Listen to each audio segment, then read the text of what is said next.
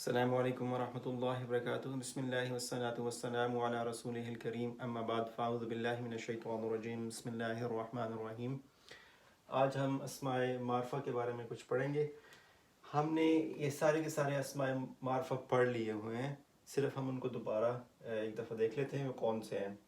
تو میں نے اگر ایک مثال دوں آپ کو کہ احمد نے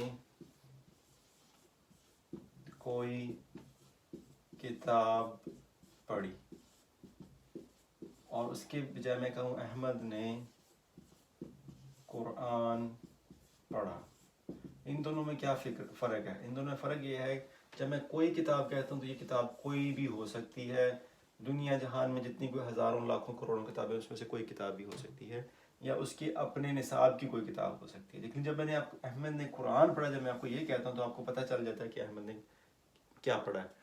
تو ایسی چیز جس کا بتانے والے کو پتہ چل جائے کہ کس چیز کا ذکر ہو رہا ہے، اس کو معرفہ کہتے ہیں، اور جس کا نہ پتہ چلے اس کو نکرہ کہتے ہیں۔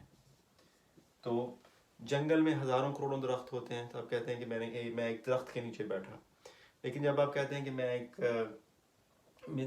فرض کریں کس چیز کی کوئی نشانی ہے، خاص درخت ہے یا اس درخت کا کوئی نام رکھا ہوا ہے، جب آپ وہ کہیں گے تو وہ معرفہ ہوگا، اور کوئی درخت یا ایک درخت جو ہے وہ نکرہ ہوگا۔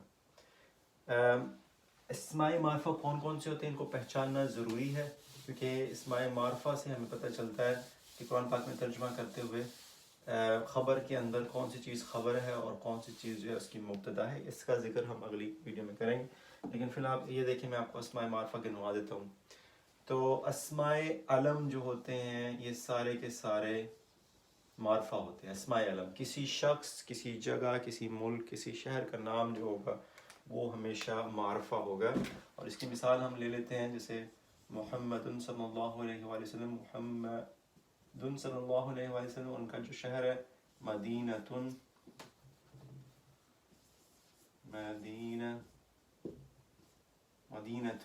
اور اسی طرح سے جگہ کا نام، ملک کا نام آپ لے لیتے ہیں عمان۔ تو یہ اسماء علم ہے۔ اس کے بعد مثال لے لیتے ہیں، ہم نے پڑھی تھی اسماء موصولہ، آپ کو یاد ہوگا اسماء موصولہ میں ایک مثال جو تھی وہ الذین ہم نے پڑھا تھا، لیکن اس کی مثالیں کون سی ہیں؟ الذی، اس کے بعد اللذانی اور اللاذی۔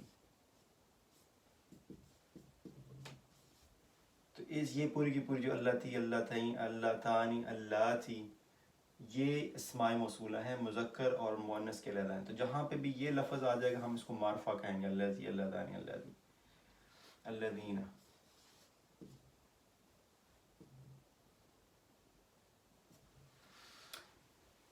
اس کے بعد ہم نے اسماء جو علم ہوتے ہیں اس کی جگہ پہ ہم کچھ استعمال کرتے ہیں اسماء ضمیر۔ جیسے اسماء ضمیر ہم نے کون سے پڑھے تھے؟ اسماء ضمیر میں ہم نے پڑھا تھا ہوا، ہما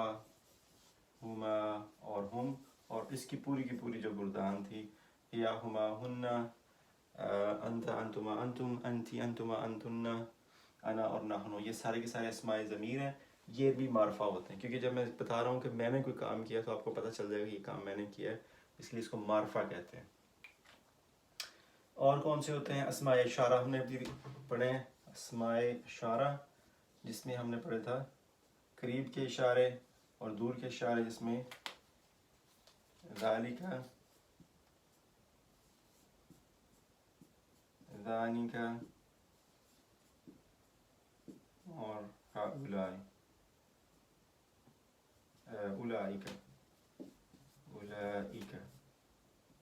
اور اس کی پوری جو گردان ہے وہ سارے کے سارے معرفہ ہوتے ہیں۔ سمجھ لیں دوبارہ کہ اسماء علم، اسماء موصولہ، اسماء ضمیر، اسماء اشارہ، یہ سارے کے سارے معرفہ ہوتے ہیں۔ اسی طرح سے اس کو کہتے ہیں ایک معرف باللام چیز ہے، معرف باللام۔ معرف باللام کیا چیز ہے؟ کہ آپ نے ایک کوئی کتاب تھی، آپ نے اس کو کتابن تھا، کتابن، किताबुन, आपने उसको कर दिया अलफ लाम लगा दिया, तो ये बन गई अल किताबु। तो ये मार्फा बन गई। किसी चीज़ को अलफ लाम लगा के भी मार्फा बनाया जा सकता है, हमने पिछली दफ़ा उसकी कुछ मिसालें भी की थी, तो इसको मुअर्रफ बिल लाम कहते हैं। तो ये सारे के सारे मार्फा हैं, इनको पहचानना बहुत ज़रूरी है, क्योंकि तर्जमा करते हुए हमें मुब्तदा और ख़बर का फ़र्क कैसे पता चलेगा। हमें पहचानना होगा कि मार्फा कौन सा है और नकिरा कौन सा है। जज़ाकुमुल्लाह खैर। अस्सलामु अलैकुम व रहमतुल्लाहि व बरकातुहू।